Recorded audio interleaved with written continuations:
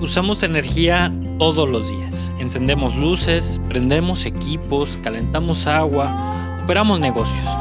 Pero casi nunca nos preguntamos qué tan segura, qué tan eficiente o qué tan bien pensada está la instalación que le da energía a todo eso que utilizamos.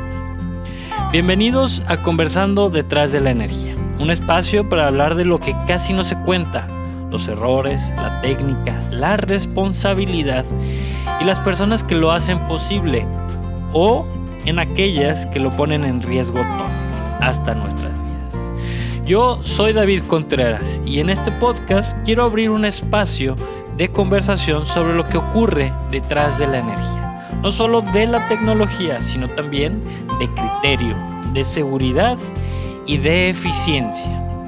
Y para arrancar este primer episodio, Inseguridad Eléctrica, me acompaña un gran maestro e ingeniero, pero sobre todo, y más para este espacio, un gran amigo. Alguien que con un extenso currículo y con amplia experiencia en campo, ha presenciado errores y los ha señalado con la rigidez que se merece, que entiende y que explica lo que se requiere para que una instalación eléctrica sea verdaderamente segura y que puede señalar, además, con ojo clínico, una posible guillotina de tiempo generada por la instalación efectuada en algún lugar. Manuel Chávez, muchas gracias por ser nuestro primer invitado en este espacio que abrimos para conversar qué hay detrás de la energía. Muchas gracias por aceptar esta invitación. Al contrario, David, la mera verdad es todo un privilegio y un honor ser el primero. Vaya, es una fortuna estar aquí. Gracias. Muchas gracias. Pues este primer episodio lo que buscamos es, como lo comentábamos al inicio, anunciar tal vez los riesgos que observamos como expertos en las instalaciones eléctricas, ¿no? De acuerdo, perfecto. Y creemos que tú eres el invitado indicado para platicar de eso. Los riesgos, muy bien. Manuel, antes de entrar al tema técnico, me gustaría, para romper un poquito el hielo, para romper aquí un poquito el nervio de la grabación, que nos platicaras quién es Manuel atrás del oficio que ejerces. ¿Qué te llevó a estudiar la ingeniería mecánica electricista y por qué? De acuerdo. Mira, David, es una pregunta compleja y difícil además, porque suele uno no reflexionar en eso. Curiosamente, está uno muy metido en el día a día. Pero si a mí me identifican ustedes y todos mis amigos y los clientes y conocidos, etcétera, como un ingeniero, yo tengo la percepción, sin ánimo de ser soberbio, no es mi finalidad, de que he sido ingeniero prácticamente toda mi vida. Porque he tenido una influencia bastante fuerte por parte de mi padre, mi abuelo, y no sabía, pero también mi bisabuelo estuvo metido en temas, no necesariamente como ingenieros, porque antes no existía esa posibilidad. Desafortunadamente, pues hubo condiciones de muchas carencias en torno a mi familia, pero mi bisabuelo, mi abuelo y mi papá, que pues, es mi principal influencia, siempre se enfocaban a resolver problemas. Okay. Y a resolver problemas desde la curiosidad, pues. Uh-huh. Entonces, quiero decir yo que desde mi corta infancia estuve yo sujeto a tratar de entender el mundo, tratar de resolver problemas, y esto a su vez alimentó bastante la curiosidad. Okay. Entonces, tuve yo ese privilegio, lo debo de decir, de que mis papás me dieron esa tremenda oportunidad de ser curioso y tratar de indagar lo que se trataba del mundo. Y además de que yo desde muy joven trabajé con mi papá. Mi papá en un tiempo fue electricista, en otro tiempo fue fontanero, uh-huh. En otro tiempo se dedicó a hacer reparación de aparatos electrodomésticos, que fue donde yo caí. Uh-huh. Entonces, el mundo de las máquinas mecánicas y eléctricas, pues lo tengo desde muy chico. Muy pequeño, y tuve que aprender por necesidad, pero también la curiosidad ahí se vio avivada. Okay. Por otro lado, entre mis papás me dieron la tremenda oportunidad de tener escuela, porque ellos no tuvieron esa oportunidad. Hubo, insisto, muchas carencias, y a mí, hasta el día de hoy, yo digo, es increíble lo que hicieron por mí y por mis hermanos, de darnos escuela a todos. Claro. Y nos empujaron hasta donde fuera posible. En mi caso, tuve que venirme a Guadalajara. Yo no soy de Guadalajara, tengo ya mucho tiempo aquí, pero no soy de aquí, porque aquí es donde estaba la oportunidad de poder estudiar una carrera universitaria. ¿Y te viniste solo o te Sí. viniste con toda la familia? No, me vine yo solo a experimentar. Bueno, caí con familiares, aquí me abrieron también la puerta unos familiares, y pues fue como iniciamos en este mundo de la ingeniería. Cabe señalar que precisamente por la oportunidad que se me dio a mí de tener curiosidad por las cosas, pues fue casi un volado haber estudiado ingeniería, porque yo tenía tendencias a estudiar, por ejemplo, medicina, mucha tendencia a estudiar medicina. Tenía tendencia a estudiar psicología, cualquier cosa que tuviera que ver con ciencias también. ¿Y siempre, filosofía también te gusta mucho? Me gusta mucho la filosofía, aunque la filosofía viene un poquito más adelante, no desde la prepa, aunque en la prepa también tuve mis pequeños acercamientos a la filosofía. Acabé en la Universidad de Guadalajara en la carrera de Ingeniería Mecánica Eléctrica y estuve a un paso, literalmente a un paso de no estudiar. Ay, no. Porque... ¿Nos hubieras dejado sin un Manuel Chávez? Pues no sé, la verdad, pero para mí fue muy abrumador y lo digo con toda franqueza. Ya tenía yo unos días aquí en Guadalajara, fue muy abrumador la ciudad, muy abrumadora. Yo procedo de Arandas, Jalisco, es un pueblo muy chico en comparación a este monstruo que es Guadalajara. ¿En qué año llegas a Guadalajara? Llegué en el 94, 1994. Y fue un impactante, honestamente impactante, dar los primeros pasos dentro del CUSEI. Es gigantesco el centro universitario. Claro. Bueno, ahorita ya lo vemos como normal. Mucha gente lo ve como algo normal. Sí. Pero pues para un ranchero como yo... Era como una pequeña ciudad. Un pequeño pueblito. Y estuve a punto de decir, no, sabes que esto no es para mí. Me asustó mucho. Wow. Pero bueno, algo más me motivó a decir, no, sí, espérate, hay que seguirle con el tema y listo. Entonces...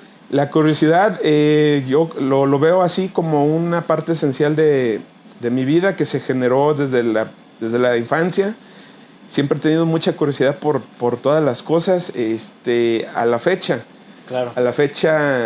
te lo he comentado en algunas ocasiones, creo.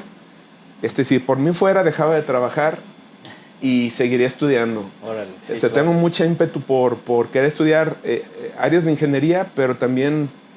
pues otras ramas que desde origen a mí me interesaban. Ok, perfecto. Muchas gracias por compartirnos eso, Manuel. Un poquito de la historia de cómo llegaste a la ingeniería. Y ahora me gustaría que te describieras a ti mismo, como fuera de tu oficio, sino queremos conocer un poquito más de la persona que es Manuel Chávez. Mira, sé que eres una persona bastante curiosa, sé que, por ejemplo, te gustan mucho los Legos. Entonces, si nos quieres compartir un poquito de eso, conocer un poquito de Manuel Chávez. Bueno, yo tengo 3 grandes aficiones que no las sigo mucho ahorita porque, pues por la responsabilidad de adulto, ¿verdad? Claro. Me quejo mucho como muchos de que demonios, ¿para qué estoy siendo adulto, no? Y hay gente que se sorprende cuando conoce esta parte de mí, pero... no lo creería de mí, pero a mí en lo personal me gustan mucho de manera general los juguetes, porque tuve la fortuna de tener acceso, aún con nuestras limitaciones, tuve mucho la fortuna de tener acceso a diversos tipos de juguetes y en especial todo lo que tenga que ver con resolver cosas con juguetes, me llama mucho la atención. Soy amante de los Legos, de juguetes de construcción, de rompecabezas, de cosas que tiene que ver con poner a prueba el cerebro, ¿no? De ver hasta dónde puedes resolver algo. No sé si sea como una especie ya de tema mental, de que tengo una fijación con eso. Es fecha de que yo de nuestra grandísima FIL, amo muchísimo yo la Feria Internacional del Libro. Sí, compras un montón de libros. Voy por los libros, que esa es otra afición, pero tengo que salir con algún juguete de construcción, algo que tenga que ver con un desafío mental. ¿Sí? Esa es una afición, los juguetes. Mi esposa se burla mucho de mí, me dice, Pues aquí traigo mi niño chiquito. Y yo voy a una plaza comercial y lo último que quiero saber es comprar ropa, zapatos. Yo no soy nada de eso, soy enemigo número uno de ese tipo de cosas de adultos. Pero tengo que pasar por una juguetería. Claro. Aunque sea a ver. Okay. No importa. Y Navidad, pues es la gran fiesta para mí. Claro. Porque... Y el Día del Niño, que por cierto se acerca. Ya se aceptan casi regalos, por cierto. Sí. La otra gran afición son los libros. También muy mal de mi parte que haya dejado tanto la lectura por querer jugar a ser adulto. Pero me gusta mucho los libros. Tenemos la fortuna, precisamente ahorita comentábamos de que estamos aquí en un espacio prestado donde tenemos una librería detrás de nosotros, ¿sí? Y vi varios títulos que me llaman la atención. Yo tengo... la verdad es que por las carencias económicas no tuve mucho acercamiento en mi juventud temprana a los libros. Okay. Sin embargo, tuve mucha influencia por personas que tenían libros y de alguna manera me prestaban libros. Ya después hubo recurso económico, hubo oportunidad de comprar libros y empecé a leer mucho. Soy muy aficionado a la divulgación científica. Excelente. La mayoría de mis libros tienen que ver con divulgación científica en todas las áreas, sin excepción. Me gusta desde la biología hasta lo que son ciencias naturales, para englobarlo así, hasta las ciencias sociales. De hecho, ahorita ciencias naturales lo dejé a un ladito, ya leí mucho sobre cosmología, sobre astronomía, sobre física, sobre biología también, química un poquito menos, y estoy ahorita orientado a lo que son las ciencias sociales. Psicología, que es una pasión para mí. Sí. Filosofía, mucha filosofía, y estoy ahorita estancado en filosofía. He leído también un poquito de antropología, sociología un poquito, y estoy ahí. Y dejo a un lado radicalmente todo lo que tenga que ver con lo que se llama globalmente como ficción. O sea, novelas y esas cosas. ¿No te gustan los cómics ni nada de eso? Ahora sí que en mi mente hay un espacio totalmente asignado, no a los cómics, sí me gustan un poquito, pero para mí la ciencia ficción es otra cosa. Novela, ciencia ficción, todo lo que quieras. Órale. Ahí sí entro yo. Soy como lo que describen anteriormente, como describían como una especie como de freaking nerd, valga la expresión. Estoy en esa parte. Órale. Esa es mi segunda afición. Y la tercera, que me da vergüenza decirlo, aunque se me está quitando, soy un gamer consumado. Ok. Si yo pudiera, viviría siendo gamer. Órale. Porque también tuve acceso, afortunadamente tuve amigos que tenían recursos económicos que me acercaron al maravilloso, para muchos no es maravilloso, pero para mí es maravilloso mundo de los videojuegos. Órale. Oye, ¿y qué consola utilizas o cuál es la que más te gusta utilizar? Porque en el mercado hay bastantes, ¿no? Y además, ¿qué tipo de juegos te gusta jugar? Yo, las consolas las dejé hace mucho tiempo por el costo, que tienen las mismas, por el costo de los videojuegos. Y decidí emigrar a videojuego en computadora. Ah, ok. Entonces, ¿tienes tu setup y toda la cosa? Pues el mismo setup que uso para el trabajo. Tampoco requiero mucho. Me gustan casi todos los tipos de videojuegos, pero lo que más me gusta, y esto va muy orientado a lo que ya dije, son videojuegos de estrategia. Ok. O sea, lo mío es estrategia. Por lo mismo, porque son desafíos mentales. Claro. Eso de andar descabezando cosas también me gusta. Sí, pero lo dejé a un ladito. Es más como ocio, pues, esa parte. Sí, esa parte. Sí, también en su momento me sigue fascinando juegos de peleas como Street Fighter, Mortal Kombat, etcétera, o shooters, pero estrategia. Estrategia. Y la idea es tener en el futuro. La idea es enfocarme más habiendo tiempo, obviamente, y cumpliendo con todos mis deberes de adulto, tener más tiempo para videojuegos. Excelente. Me he percatado que los videojuegos, y he investigado además, o sea, no es un tema no es una creencia, he investigado y los videojuegos logran mantener, de hecho, me ha tocado leer algunos estudios en donde los videojuegos logran conservar y crecer la cantidad de conexiones neuronales. O sea, te mantienen joven mentalmente. Ok, ese es un buen dato. Eso Yo no lo sabía. Eso es un buen dato. Yo nunca en mi vida he tenido un videojuego más que un PSP. Y ahí lo tengo guardado. Ahí de guardado. Sí, ya. Pues en eso el museo. es una sugerencia, como una breve anécdota. Yo cuando tuve oportunidad mi primer consola y la tuve porque me la gané en una rifa, no porque la pude adquirir, no. Lejos de poder adquirir un... Yo soy de la segunda generación de videojuegos, o sea, ya estoy viejito pues. Claro. ¿Verdad? Entonces, como pude, logré comprar un videojuego que también usado, de Tetris. Todo el mundo conoce Tetris el día de hoy. Sí, claro. No todos conocen Tetris original. Ajá. Y a mí me gustaba mucho, me siguen gustando los videojuegos, como dije, pero mis papás me decían, oye, ¿para qué pierdes el tiempo en eso? Y les va a dar vergüenza, pero lo tengo que platicar. Adquirí Tetris, les dije, mira, deberías de jugar. Llegó un momento en que ni mi mamá ni mi papá los podía separar de la consola. O sea, era yo el que tenía que pedirles que me prestaran. ¿Sí? Porque esa parte es la negativa de los videojuegos, debo de decirlo. Si te enganchas, si hay una especie de adicción. Claro. Y Totalmente. hay que tener mucho respeto. Igual que los celulares, igual que todo. Lo que sucede ahorita con los celulares es el tema, ¿verdad? Claro. Pero bueno, esas son mis aficiones, es lo que hay detrás de mí, es lo que quisiera hacer. Claro. De por vida. Hay algunas otras cosas que hago, pero como hobbies, como afición, pero en eso estaría centrado lo que me queda de vida. Excelente. Muchas gracias, Manuel, por compartirnos esto. Yo sé que a veces es un poco difícil externarlo, así y más en un espacio como este, pero para mí es importante que la audiencia conozca a los invitados, a los especialistas, más allá de su carrera profesional o de su perfil profesional, sino también como personas, ¿no? Porque gracias. Siempre hay una persona detrás de la figura, hay una persona detrás de esta exigencia que a veces tenemos en el sector técnico, y es importante conocerla para saber cómo dirigirnos también a las personas, ¿no? Es correcto, gracias por preguntarme eso. Muchas gracias, Manuel.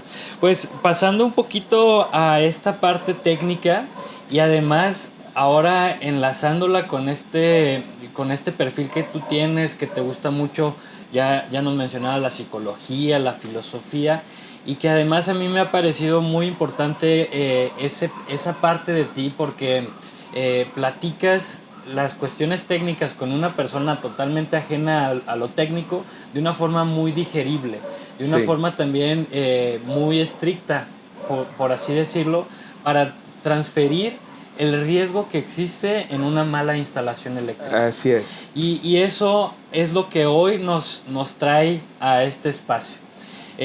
Venimos esta semana, tuvimos una semana bastante movida. Es correcto. Fue una semana con 2 congresos aquí en Guadalajara, un congreso en Ciudad de México. Sí. Y se ve que hay un impulso en estos momentos por el desarrollo del sector energético. Pero desde mi perspectiva, no sé si tú la compartas, hay un hueco muy importante en temas legales y en temas de seguridad de las instalaciones eléctricas. Se está impulsando mucho el desarrollo de las instalaciones eléctricas, pero se está dejando de lado algo que a mí me parece muy importante, que es la capacitación del profesionista que ejerce este sector, pues, o esta profesión. Pero además también se está dejando de lado el compartir la información. Estaría, después de todos estos eventos, después de también la exposición que tuviste en el Congreso y de estas charlas que hemos venido manejando en los últimos años ya somos compañeros de esta guerra para impulsar la profesión y la ética profesional, y también que se respeten las profesiones. También hace poquito yo me estaba peleando en redes sociales con otro profesionista que está usurpando tal vez una función que no le corresponde. Me gustaría que en este sentido platicáramos sobre ¿qué consideras que se está dejando de contar o qué consideras que se está dejando de hacer para procurar la seguridad en las instalaciones eléctricas, ¿no? ¿Qué hay detrás de esta profesión que se está dejando de hacer, desde tu perspectiva? Esa pregunta intuía que me la ibas a hacer, pero es una pregunta muy, creo yo, bastante compleja, David. Bueno, tú y yo tenemos conociéndonos afortunadamente 4 años más o menos, creo.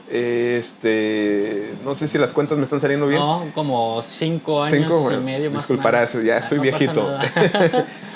Y espero que sigamos en esto mismo como amigos o como profesionales. Claro. En esto por muchos años más, ¿verdad? A ver cuánto la vida me permite. Fíjate que a pesar de que tú y yo hemos platicado, creo que largo y tendido al respecto, hay una parte que quizás yo no te lo he mencionado y que quiero que sirva como una especie de preludio a lo que vamos a hablar ya técnicamente. Claro. ¿Sale? A ver, en primer lugar, no quiero dejar a un lado lo que comentaba hace rato sobre mi vida.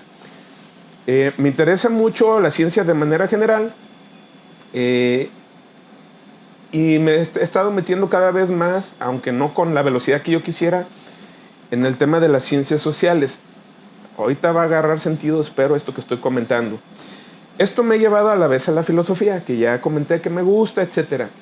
La filosofía tiene un componente muy importante, o mejor dicho, una parte de la filosofía, o un tipo de filosofía, es precisamente la ética.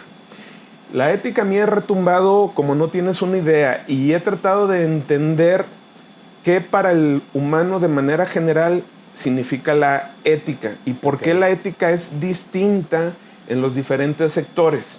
Bien, esto me lleva a tratar de trasladar qué significa, y tú lo has escuchado varias veces de mi boca, qué significan los derechos humanos. ¿Sí? Y los derechos humanos están íntimamente relacionados, o digamos que es un hijo chiquito del gran concepto que es ética. La ética está por encima. Claro. ¿Sí? Y la ética ha dictado a lo largo del tiempo en las diferentes sociedades qué es el concepto de derechos humanos. Bien, entonces, partiendo de esa base de los derechos humanos, pues resulta que hace ya años me di cuenta que un derecho humano es precisamente el derecho a la salud. Seguramente me lo habían dicho muchas veces y a todo el mundo se lo han dicho. Pero ¿esto qué significa? Bueno, pues salud en todos los sentidos, ¿no? Que mi cuerpo funcione relativamente bien y que se adapte al medio ambiente en el que se está desarrollando ese cuerpo. Y eso aplica pues para todas las personas. Entonces digo, perfecto. En ese sentido creo que todos somos iguales, todos tenemos el derecho a la salud. Ya sin clavarme más en ese tema, el punto es que la energía eléctrica, que es lo que me compete a mí, o al menos es a lo que trato yo de dedicarme y tratar de fomentar eso, pues me he dado cuenta que el uso de la energía eléctrica, que no es otra cosa más que un fenómeno de la naturaleza, este fenómeno, como muchos otros fenómenos, resulta que este fenómeno nos perjudica en términos de salud al ser humano, claro, si es que ese fenómeno no lo controlamos. Perfecto. Entonces, justo es a donde queremos llegar. Ese control, el ser humano a lo largo, desde que se dio cuenta, estamos hablando de milenios, de que existía el magnetismo y luego la electricidad y luego cómo esto convertirlo en un beneficio directo para el ser humano y para sus intereses. Nos hemos dado cuenta que hay diversas estrategias para controlar este fenómeno que es la energía eléctrica.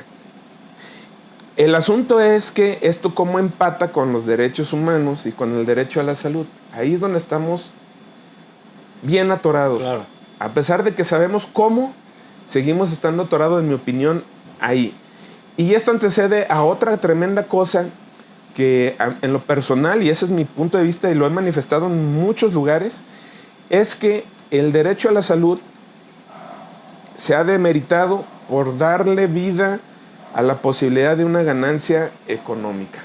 De acuerdo. Ok. Sí, ahí estamos mal. Yo recuerdo bien que cuando yo comencé a ver el tema de instalaciones eléctricas allá por el 2000, el año 2000 precisamente, ya desde 1999 yo empezaba a ver este tema, pero desde 2000 era la quejadera de que las instalaciones eléctricas eran inseguras. Yo en en mi gran ignorancia de aquel entonces sigo siendo ignorante, pero un poquito menos. En mi gran ignorancia de aquel entonces yo decía, bueno, ¿por qué la queja? ¿Por qué la queja? Bueno, porque desde aquel entonces las instalaciones eléctricas no cumplían con las condiciones De acuerdo. para respetar el derecho a la salud que tenemos todos los seres humanos. Claro. Sí, bueno, estamos en 2026. Y seguimos igual. Tú lo acabas de decir. Tuvimos 3 congresos en esta semana a los que estamos en el sector. Sí. De hecho, 4 eventos, no son 3. Uno un poquito menos mediático, pues que está ahorita en curso. No aquí en Guadalajara, pero digamos, a los que estamos en la región. Y se va a discutir de lo mismo, se va a hablar de las mismas cosas, se va a hablar de alguna manera decir, sí, hay que mejorar, y todos como que tenemos esa tendencia, yo me incluyo decir, sí, vamos a mejorar las cosas, hagamos el esfuerzo, hay que capacitarnos, bla, bla, bla, bla, pero lo que manda es el dinero. Y eso trae otro tema que claro que no compete a esta charla, pero es otro tema en donde pues primero va el beneficio económico y luego, si se puede, la salud. Claro, así. La seguridad de la ciudad. Y eso funciona para otras áreas. O sea, mucha gente no vamos al médico porque no queremos gastar, porque es un tema de dinero, etcétera, etcétera. Entonces aquí yo creo que lo que debería de haber un cambio relevante y que nos debería de impulsar independientemente de nuestras filias o fobias políticas es el gobierno federal, porque tiene el poder para manipular, para bien o para mal, a toda la sociedad. Sí, y además la obligación, ¿no?, de impulsar la seguridad en la salud de los ciudadanos. Bueno, si queremos ser como un poquito puristas y muy payasos, la Constitución Política de los Estados Unidos Mexicanos dice que los derechos son A, B, C, D, F, G, y para eso está el gobierno ejecutivo. Claro. Que lo hagan o no, bueno, eso no es parte de del tema de ahorita, pero el tema es que la influencia económica que hemos tenido a lo largo de los años nos ha llevado a que tengamos unas instalaciones, yo no puedo decir que malas, la verdad es que ha habido mejoras, pero son mediocres en términos de protección a la salud. Claro. Oye, Manuel, y ahondando en este tema, ¿podríamos aseverar que si una persona de otra profesión o sin las credenciales para hacer una instalación eléctrica está atentando contra la salud de un ciudadano? ¿Está haciendo algo que está legalmente penado? Sin miedo. No sé qué consecuencias vaya a traer esto, pero yo te puedo decir que los ingenieros eléctricos, por lo menos de Jalisco, algunos, es muy probable que estemos atentando contra la salud de los demás. Ya no se diga otras profesiones. Claro. O sea, de ese nivel estamos. Claro. O sea, la gente que se supone sabemos, cometemos omisiones. A veces es un tema de ignorancia, pero lo peor del caso es cuando es por dolo. O sea, ya sabemos que hay que hacer eso. Claro. Y sin embargo lo dejamos que camine así o que se haga así. Estamos atentando. No va a pasar nada. Al cabo no va a pasar nada, tal cual. Si esto lo trasladáramos al marco totalmente legal, pues creo que no hubiera muchos ingenieros, porque estuvieran guardados. Claro. O muchos profesionistas de arquitectura, por ejemplo. De arquitectura, o de ingeniería civil. O abogados también.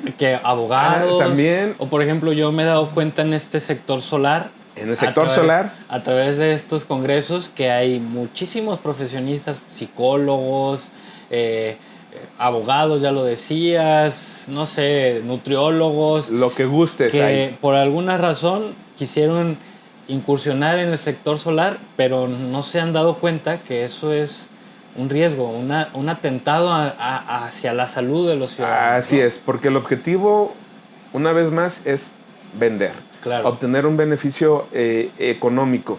Y los riesgos pues están latentes en todas las instalaciones. Claro.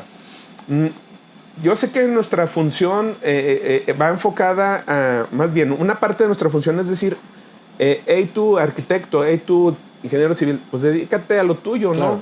Sí, sí. Como se dice, respeta tu profesión. Es una frase muy cliché, pero es una frase aplicable. Claro. Totalmente, zapatero tus zapatos, ¿no? Por supuesto, sí. Y se acabó. Sí, pero no. Y me explico. Aquí es donde me parece que el gobierno, en todos los niveles, ha dejado de funcionar correctamente. Yo, como ciudadano de a pie, estoy obligado a cumplir con cualquier cosa que pueda poner en riesgo mi propia vida, pero también la vida de los demás. Yo estoy obligado, como ciudadano. Eso no es opcional. Entonces, el gobierno creo que ha dejado de impulsar a la propia ciudadanía a que entienda ese concepto. Claro. Que si yo quiero tener derechos, si yo quiero respetar tus derechos, como ciudadano, somos conciudadanos tú y yo, entonces yo tengo obligaciones que ejercer. Y tú también tienes obligaciones. De tal manera que si tú haces tus obligaciones, yo hago mis obligaciones, ¿qué crees? Tú y yo nos estamos respetando nuestros derechos. Por supuesto, sí. Y el gobierno, ahí es donde me parece que ha dejado de impulsar esa filosofía o esa forma de ver las cosas. ¿Cómo logramos que los ciudadanos cumplan? Y a la vez apretamos, ahora sí, a los profesionistas, los apretamos adecuadamente. Claro, sí. Para que ejerzan la profesión a la que... Es que profesionistas, lo has escuchado de mí también, profesionistas sabemos un montón. Sí, claro. Un montón. Todos los que tienen la oportunidad de tener una carrera son profesionistas. Y ya, se acaba ahí la definición. Hasta ahí llegó. No, el tema es ser profesionales desde nuestra profesionalidad, claro, pues sí. Claro. O sea, somos profesionistas. Bueno, ahora lo que sigue es ser profesional, que esa es la parte bien difícil de lograr. Y hay algunas líneas muy tenues que no alcanza uno a identificar hasta dónde puede llegar uno, ¿no? Así es correcto. Que es justo parte de las problemáticas que desde mi punto de vista hoy se presentan mucho en este ejercicio profesional, ¿no? De diferentes carreras. Bastante. Ay, no, muy buena charla, Manuel, y además yo siempre he dicho que tú eres experto en decir las cosas con firmeza, ¿no? Y además directo al corazón para aquellos... Creo. Para aquellos un poco delicados en recibir un poco de estos comentarios, ¿no? Porque hay algunas personas, algunos profesionistas, que si les dices este tipo de comentarios, pues se sienten agraviados y incómodos. Pues es que, ¿no? Todos tenemos eso, o sea, somos los ingenieros, pues somos de carne y hueso, ¿no? Claro. Tenemos una muy mala aura sobre nosotros o un muy mal concepto de que somos personas muy cuadradas, sabelo todo, soberbios. Sí, hay muchísimos. O sea, la verdad es que sí tenemos eso. Claro. Sí, pero pues podamos ser, incluso algunos se jactan de que somos como una especie de semidioses, ¿no? Sí. No sé ni por qué, de dónde sale el concepto esto, quizás por la forma de expresarnos, lo que sea, pero a final de cuentas, los derechos humanos y en específico el derecho a la salud, pues le importa un cacahuate quien sea. Claro. Somos parejos. Claro. Y la forma que yo a veces lo he hecho, y quizás para mal, de ser como una especie de dedo acusatorio, es que no es el tema de ser un dedo acusatorio, el tema es permear la idea de que tú y yo somos iguales en el nivel de derechos. Claro. Y que lo que te duele a ti me va a doler a mí.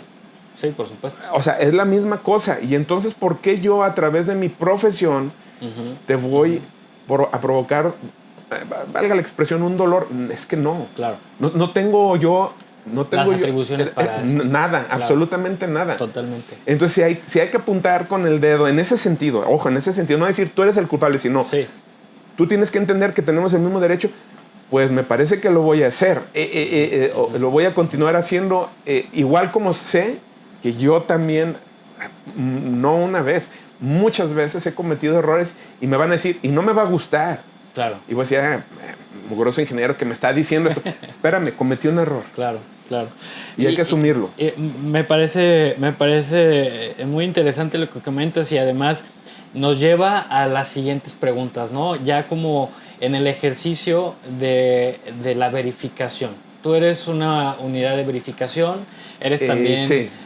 Director corresponsable de obra, Sí. y eres especialista justo en detectar esos errores que puede existir en las instalaciones eléctricas de cualquier magnitud. Y te quisiera preguntar, ¿cuáles son esos errores, los más comunes que has visto en este ejercicio, pues, de la verificación? Híjole. O cuáles son las omisiones en los procesos de construcción que normalmente encuentras, y de verificación incluso. Ok, Porque es una pregunta muy pequeña, pero con una respuesta seguramente bastante compleja. Sí, la verdad sí es una respuesta compleja, pero a la vez difícil en decirlo, porque pues aquí vamos a acusar, ¿verdad? No va dirigido a nadie. No va dirigido a nadie, pero vamos a va, acusar las condiciones de las claro. instalaciones. Pero va en ese mismo sentido de cómo un profesionista o alguien que tenga alguna credencial puede atentar contra la salud, pues, de los ciudadanos. Sí, claro, entiendo por dónde va orientada la pregunta. Mira, me gustaría comenzar, si me lo permites, a contestar primero la segunda pregunta más que la primera. Ahorita caemos en la primera, no, Sí, está bien. creo que, o sea, creo que sí podemos ir para allá. A ver, yo creo que uno de los grandes temas que yo he visto también desde que inicié con instalaciones eléctricas, y que lo he escuchado año con año, lo he sufrido, literalmente yo lo he sufrido, es una tremenda omisión que típicamente se presenta en las instalaciones eléctricas. Y yo lo he hablado con diferentes ingenieros, con diferentes personas, y contigo obviamente. Yo creo que la omisión principal ahorita de las instalaciones eléctricas, y que tiene desde que te comentaba que yo más o menos en 1999 comencé con esto, al menos en mi experiencia, pues ya sumemos 26 años, ¿no? Claro. De estar viendo lo mismo. La tremenda carencia es que no hay proyectos eléctricos. Yo he observado a lo largo de todo este tiempo que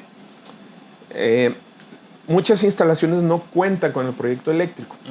¿Sí? El primer problema es que no cuente con el proyecto eléctrico. Y yo, cuando trato de convencer, porque es la verdad, intento convencer a la gente que está inmiscuido, de que los proyectos eléctricos, véanlo de la siguiente manera. Los proyectos eléctricos no es otra cosa más que un instructivo con ciertas reglas para que construyas lo que tengas que construir. Ese es tu instructivo, como cualquier otro instructivo. Claro. No más que, ¿qué crees, David? Tú lo has hecho, yo lo he hecho infinidad de veces. Compro un mueble armable. Y nadie lee el instructivo. No leo el instructivo. ¿Por qué? Pues porque yo soy bien fregón. Y voy a construir eso con mis propias manos. Si acaso volteo a ver el instructivo, ¿verdad? Si acaso. Si algo se atora. Si algo se atora, ¿no? ¿Qué hago con este tornillo que sobró? Exactamente. Los mexicanos somos muy dados a eso. Perdón que hable, pero me parece que es una parte de la idiosincrasia del mexicano. Claro. Resuelves problemas como tú crees que tienes que resolverlos, ¿verdad? Y además eso lo traigo desde la infancia. Así se hacían las cosas, así siguen haciendo. Sí, nada más que el tema es que este instructivo que tienes para una instalación eléctrica te va a ayudar a salvar vidas. Pequeña diferencia. Muy pequeña. Una cosa es que yo arme un mueble, un equipo, y me falte o me sobre un tornillo, lo haya perdido o haya quebrado una pieza. Es muy distinto a que desde esa labor yo ya esté salvando vidas. Claro, no, es una gran diferencia. Esa es una gran diferencia. Claro. Esto me lleva, y voy a abrir un pequeño paréntesis. Aquellos ingenieros que dicen que ¿por qué ganamos tan poquito?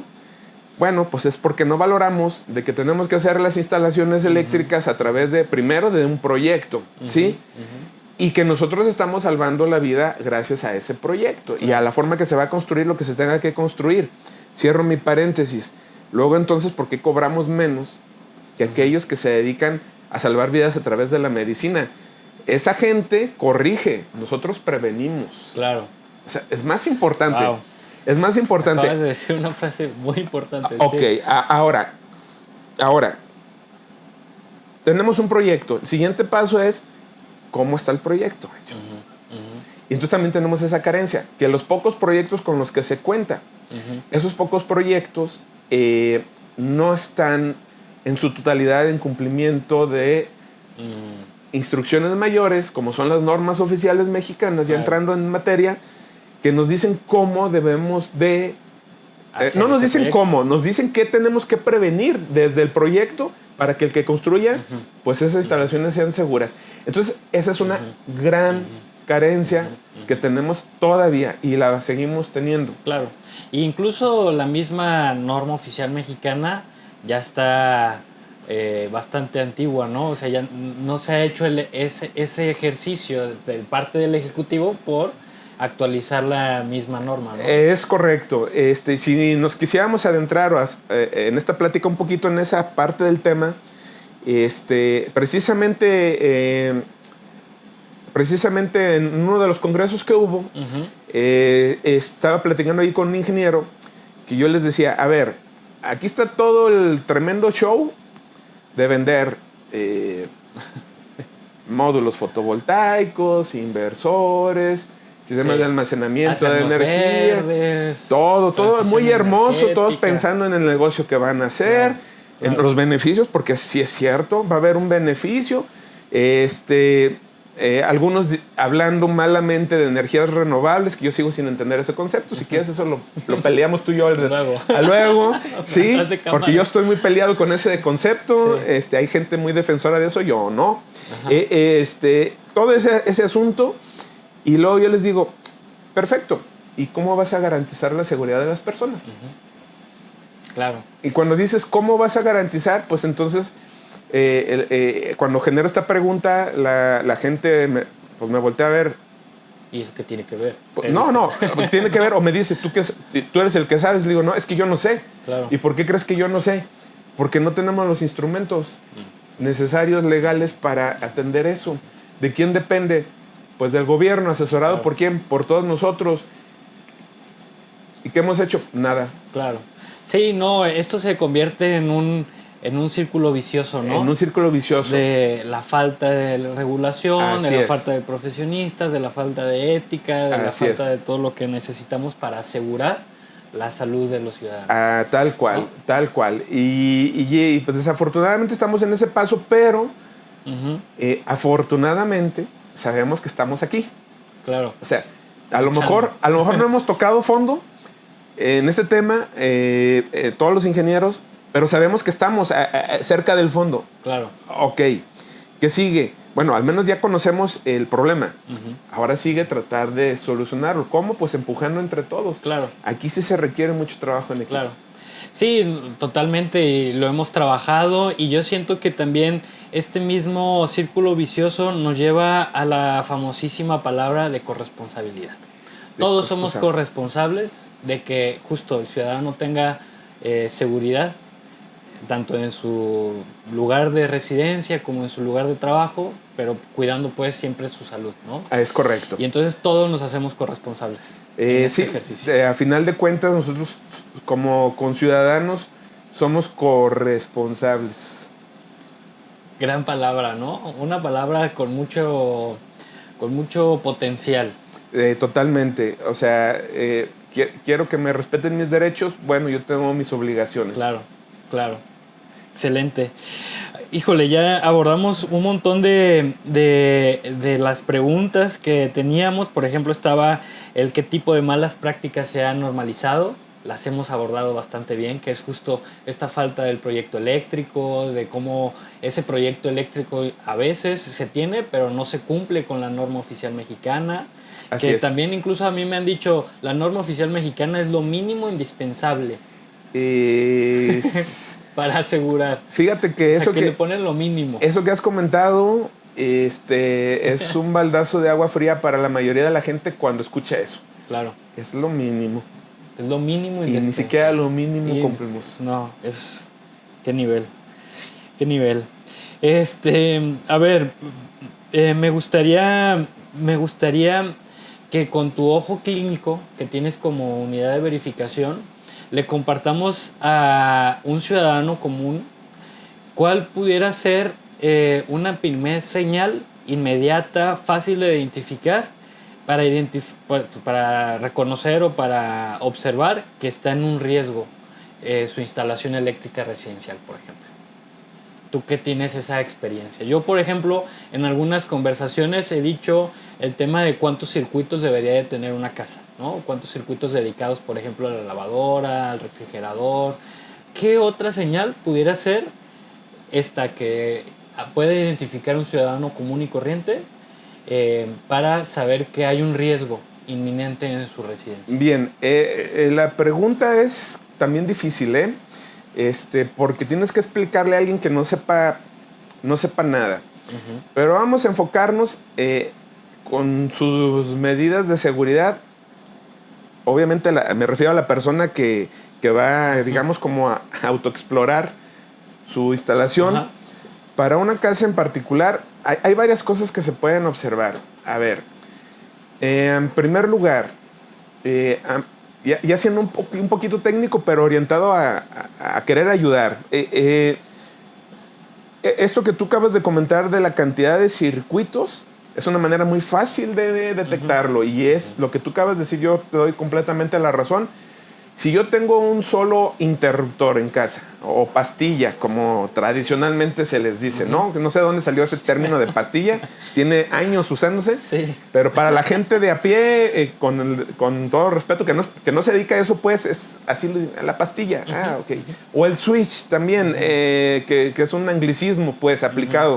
Uh-huh. La pastilla, el switch, si ustedes en su casa, a la entrada de su casa, ven una sola pastilla o dos pastillas, ahí tenemos serios problemas en la instalación de su casa.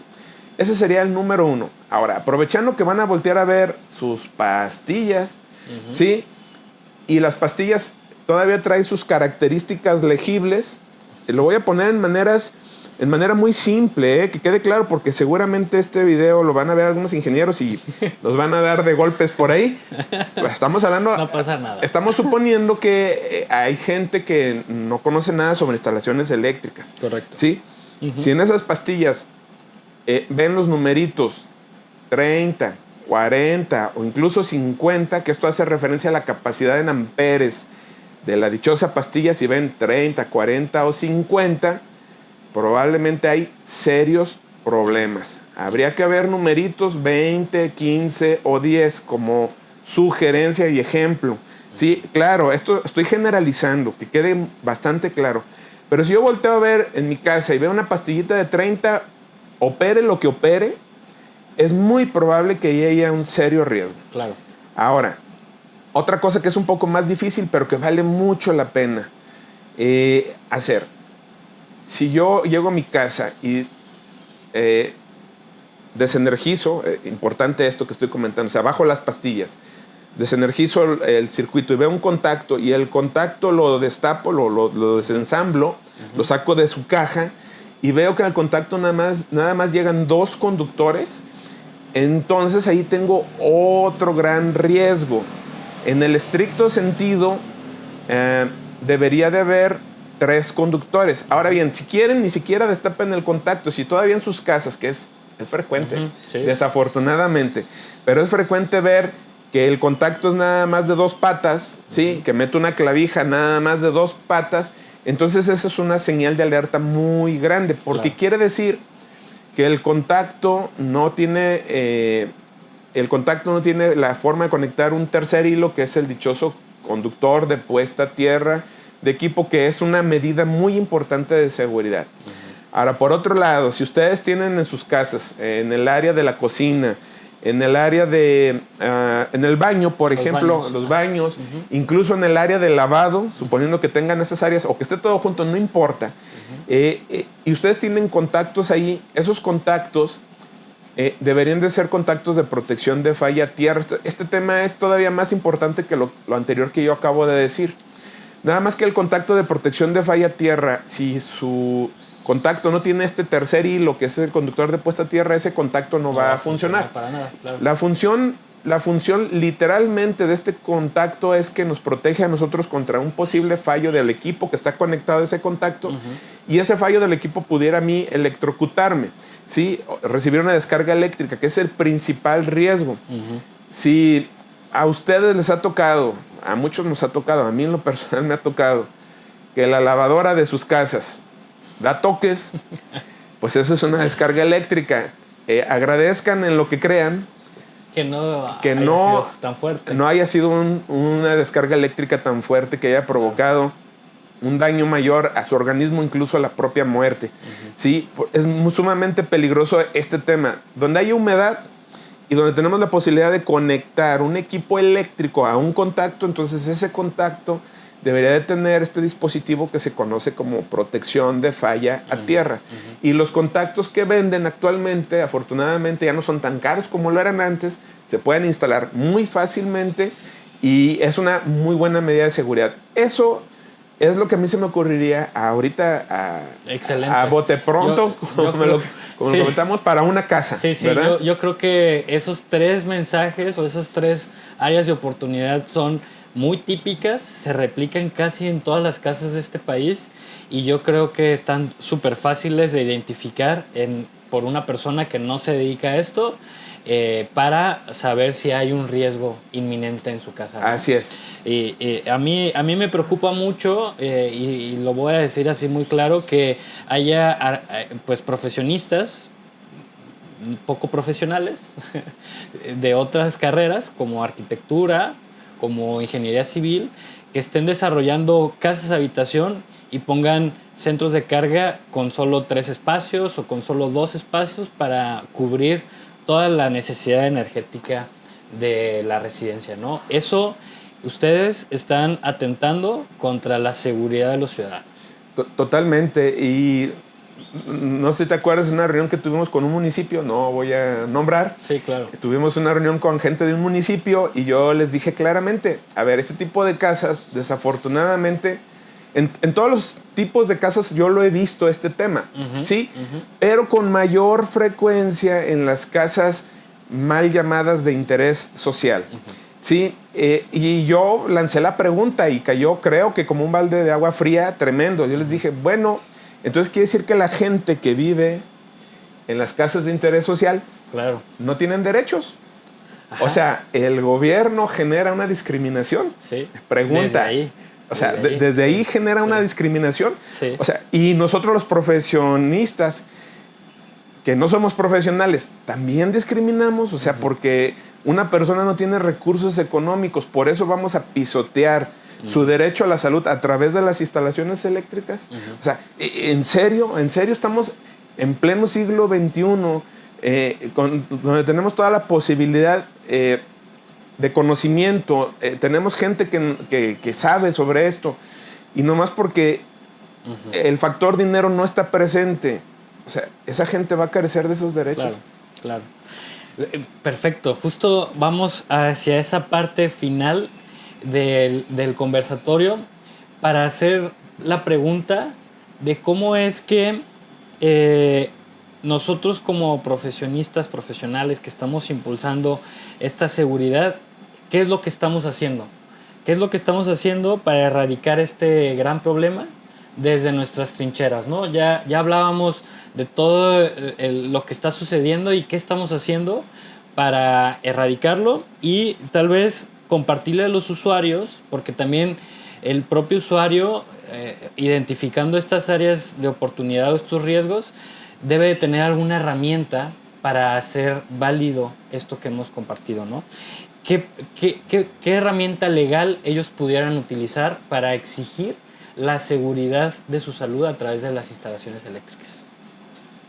A ver, el usuario tradicional o común, su primera herramienta, hablando de instalaciones eléctricas, le llamamos nosotros instalaciones eléctricas de utilización, o sea, donde la energía eléctrica se va a convertir en otro tipo de energía y se va a aprovechar, pues.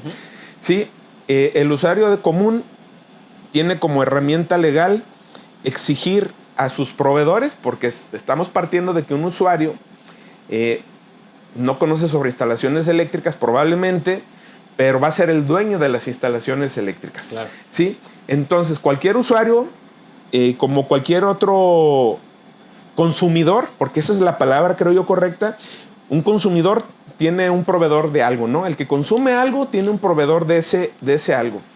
Entonces, en este caso, el consumidor de energía eléctrica, ¿sí? El consumidor de energía eléctrica y que no conoce sobre instalaciones eléctricas, pero que a final de cuentas va a ser el dueño de las instalaciones eléctricas, ese consumidor, ese usuario, tiene como herramienta principal la norma oficial NOM 001C de 2012, instalaciones eléctricas, utilización.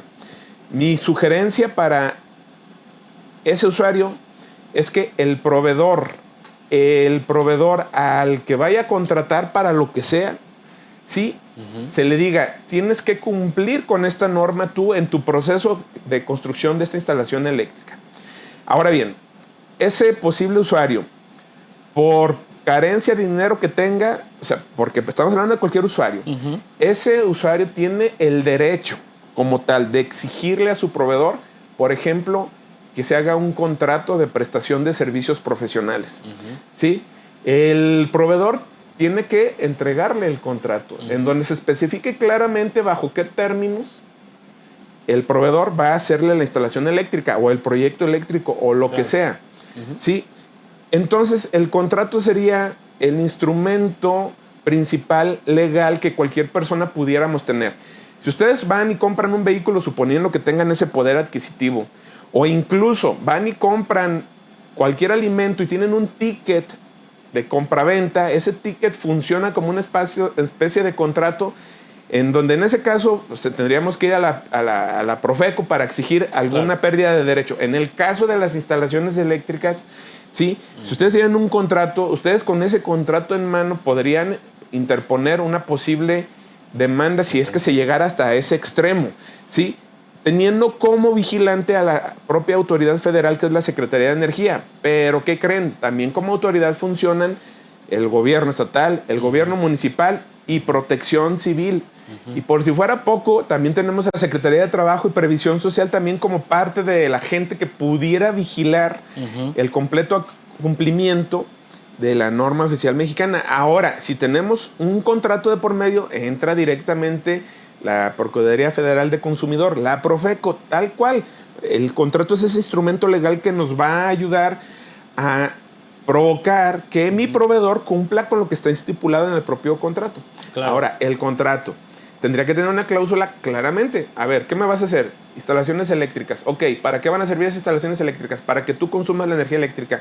Perfecto, entonces pónmele una cláusula donde indique que esta instalación eléctrica debe de cumplir con la norma oficial 001. Perfecto, de esa manera, yo como dueño de la instalación, porque así lo indica la ley, yo como dueño de la instalación soy el principal responsable de que esa instalación eléctrica no sea insegura. Claro. Y que cumpla con el derecho a la salud mía y de todos los que viven en mi casa, por ejemplo.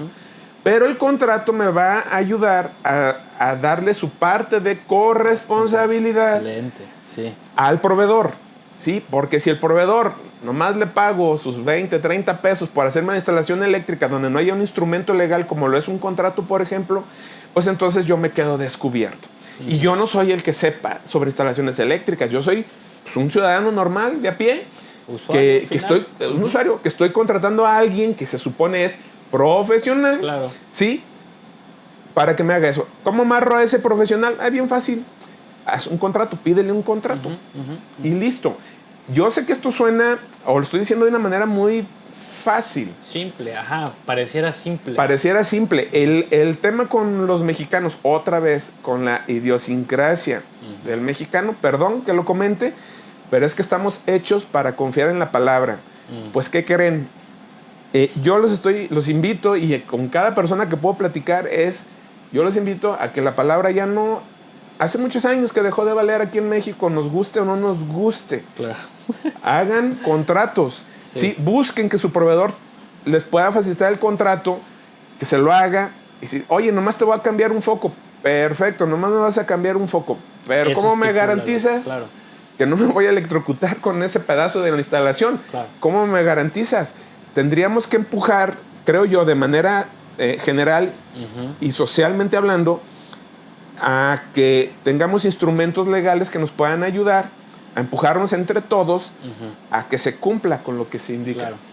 Y justo vamos a esa última pregunta de esta conversación técnica hacia preguntarte desde tu perspectiva, ¿qué políticas públicas o herramientas ejecutivas hacen falta modificar, actualizar o crear en este país, ¿no? Porque también hay herramientas legales o de política pública que van desde lo federal hasta lo local.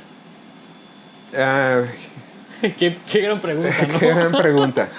A ver, porque ahorita hablábamos de cómo el ciudadano puede exigir o buscar una parte legal, ¿no? Desde la ciudadanía hacia la ejecución de la obra, hacia el profesional. Pero ahora, ¿qué hay detrás o la política pública que hace falta para cubrir a los ciudadanos que no estén enterados, pues, de esta situación? Bien, a ver, híjoles, es una pregunta difícil, muy difícil. A ver, lo primero que habría que suceder, pero es una especie de desenfriolito, perdón por la marca. Sí. O sea, no es una cura. Es que nuestra norma, la 001, sea actualizada a la brevedad. Okay. Ese sería lo primero que tendría que suceder, en mi opinión, a nivel federal. ¿Sí? Luego, lo segundo es que la autoridad, o sea, la Secretaría de Energía, a nivel federal también, vigile más a detalle a la gente que se supone sabe sobre instalaciones eléctricas. Okay. ¿Sí? Vigile de cerca. Luego, la autoridad federal, en mi opinión, y lo he comentado en diversos lugares, debería de cambiar un documento legal que nada más dice, ¿sabes qué? Estas partes de las instalaciones se verifican, pero estos otros tipos de instalaciones, aunque sean eléctricas, no se verifican. ¿Cómo se llama ese documento? Ese documento se llama Acuerdo que determina los lugares de concentración pública. Okay. Con ese documento se genera una discriminación en el buen sentido de la palabra, o es un instrumento legal que define qué se verifica y qué no se verifica. ¿Sí? ¿Qué lugares sí se verifican y qué lugares no se verifican? Ese documento que tiene ya también muchos años sin actualizarse, me parece que se debe de actualizar. Pero aquí hay un punto importante. Yo como ciudadano de a pie, yo estoy obligado como ciudadano a que mis instalaciones eléctricas cumplan con la norma 001, independientemente si se verifica o no se verifican. Claro. Yo estoy obligado. Sí, porque es una norma oficial. Es una norma oficial mexicana. Las normas oficiales mexicanas son de cumplimiento obligatorio. Para todos, sin excepción. Entonces, pero resulta que existe este documento que es el acuerdo, y yo como buen mexicano digo, pues mientras no me peguen, no lloro, ¿verdad? Claro. O sea, mientras no me digan nada, pues yo sigo igual. Bueno, si este documento, bajo un estudio socioeconómico bien hecho para toda la sociedad mexicana, hay que recordar que nuestro México es inmenso. Habemos muchos tipos de personas con diferentes condiciones económicas, desafortunadamente. Pero si el gobierno federal, que ya lo hace, de hecho, a través de los censos económicos que hace, dijera, vamos a verificar también todas las casas que lo requieren, porque ahí donde hay más riesgos, ¿sí? Bueno, entonces este documento tendría que aperturarse, es decir, también vamos a verificar, o también se va a obligar la verificación para las casas. Wow. ¿Sí? Sí, claro. Ahora, van a decir, oye, si verificamos las casas, no hay poder humano que pueda con la inmensa cantidad de casas. No sé cuántos millones de casas hay en este país. Sí, es una forma que ha mantenido así como detenida la autoridad de decir, pues no verificamos mejor porque nos enfrentamos a un monstruo de 1000 cabezas que no sabemos cómo. Sí, nomás que yo soy más de la idea de que siempre hay un comienzo. ¿Por qué no se hace un intento de verificar también casas? Y se busca la manera del cómo sí, no la manera del cómo no. Claro. Que estamos atorados ahí. ¿Qué es lo que ha estado sucediendo? Ha estado sucediendo. A ver, esa parte es desde la perspectiva del gobierno federal. Pero vamos a mejorarla. Excelente. Esas palabras me gustan. Si el gobierno federal, por las razones que sean, no nos vamos a meter en temas políticos, por las razones que sean, no quiere, no puede, lo que sea, bien, ¿por qué no trasladamos esa chamba al gobierno estatal? Por ejemplo. Que se puede hacer y que ya se está haciendo en algunas partes. Estamos hablando de que se reduce poblacionalmente y geográficamente un espacio menor que todo el país. Insisto, el país Para los que no han tenido la oportunidad de mencionarlo, es gigantesco nuestro país, con condiciones muy, muy distintas. Bueno, por lo menos estatalmente podemos fraccionar el país, lo fraccionamos el país y que el gobierno haga lo que tiene que hacer, que de hecho la situación legal ya está puesta para que los gobiernos estatales lo hagan. ¿Sí? Y esto me lleva a un tema que lo hemos hablado.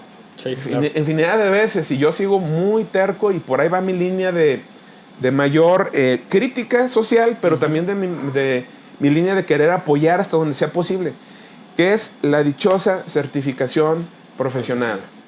A ver, los gobiernos estatales de todos los estados del país están obligados por la ley de profesiones a nivel federal de que tienen que tener sus profesionistas certificados. No todos los tipos de profesionistas, pero nosotros los ingenieros caemos en ese asunto. Sí, en esa obligación, ¿no? Hay ciertas profesiones que se obligan a certificar y una de ellas justo es la de ingeniería mecánica electricista. ¿Y por qué, David? Porque atenta contra la seguridad. Porque está un derecho primordial en juego, que es el derecho a la salud. Claro. Y el ingeniero, como está velando por los derechos de la salud de los ciudadanos, pues tiene que estar certificado profesionalmente. ¿Esto qué significa? Que el ingeniero de cualquiera de los tipos de ingeniería, ¿sí?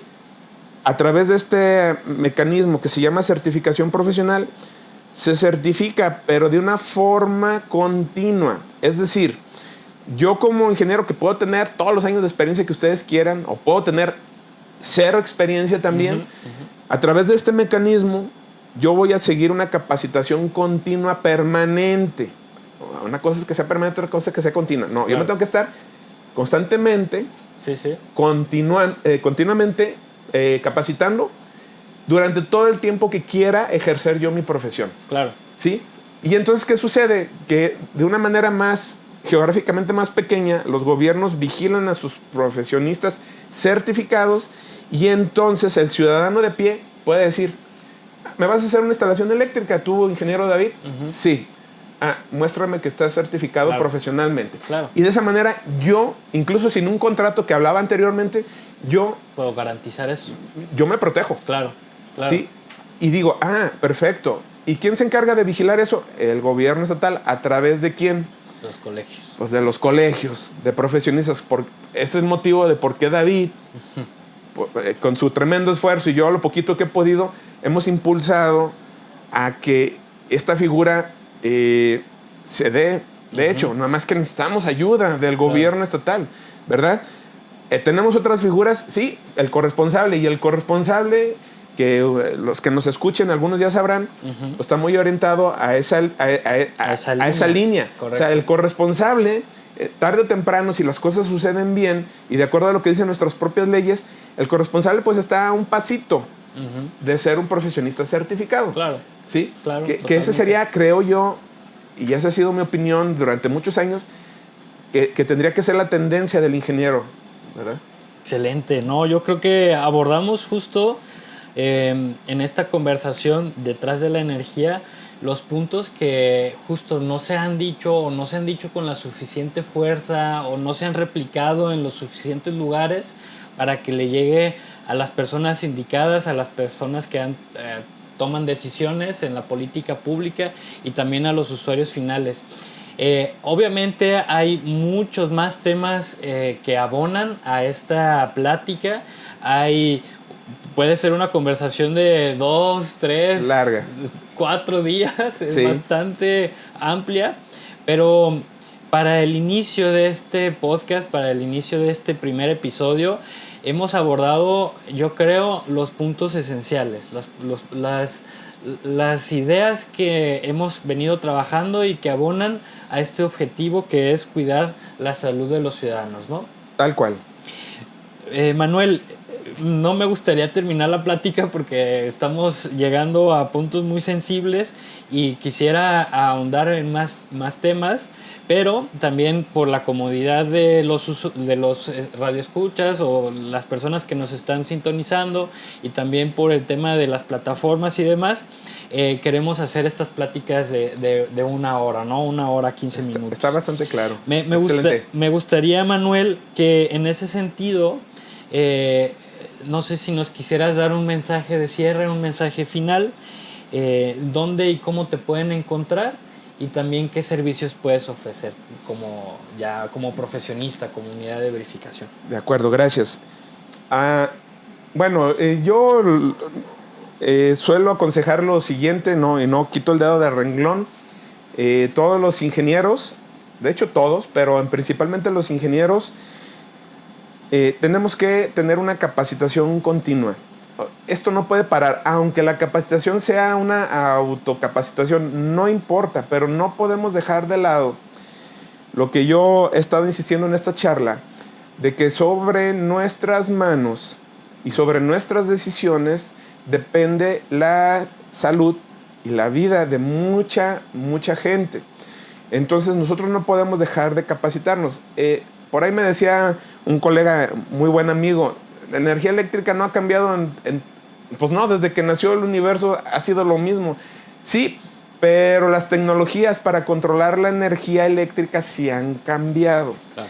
Y entonces nosotros dependemos de la capacitación constante, siempre. No dejen de capacitarse, de informarse. Ahorita tenemos muchas maneras para capacitarnos. Afortunadamente, esto hace 20 años no existía. Ahorita hay internet, en todas sus variables. Hay mucha forma de capacitarse. Hay mucha gente que se dedica a la capacitación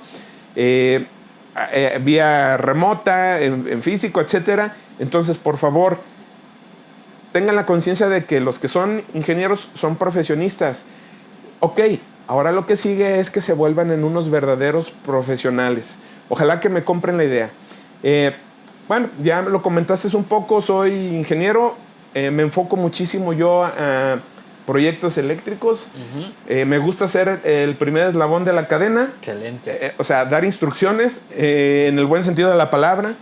Nos enfocamos a hacer proyectos eléctricos nosotros, ya como secundario, no lo demerito, pero soy unidad de verificación. También soy unidad de inspección. Damos asesoría. Capacitación también es un gran maestro. Y bueno, afortunadamente se ha abierto la puerta últimamente a dar capacitación en todo lo que tiene que ver en seguridad en instalaciones eléctricas, también en diseño, porque pues, hacemos proyectos.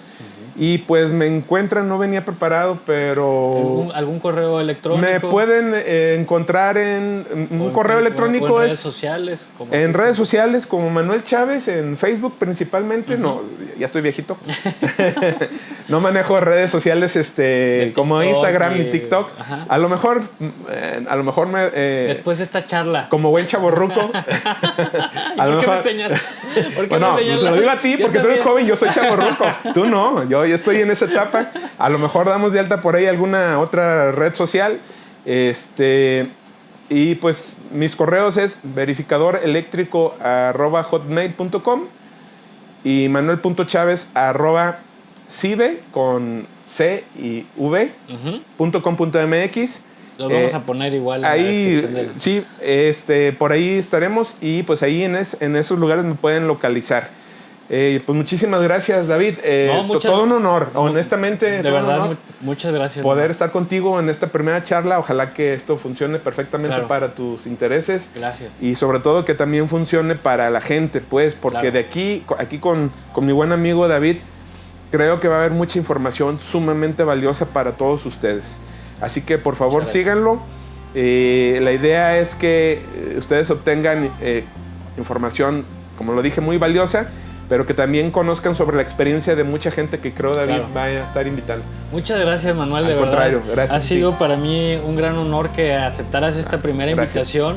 En definitiva, este espacio es justo para platicar de las cosas que hay detrás de la energía, por eso se llama Conversando detrás de la energía, un espacio para divulgar información, un espacio para divulgar esta certeza técnica que a veces no se platica, que a veces no se ve, que a veces no se ejerce y que ustedes como usuarios, como ciudadanos o como profesionales están dejando de lado al momento de ejercer pues esta actividad de las instalaciones eléctricas.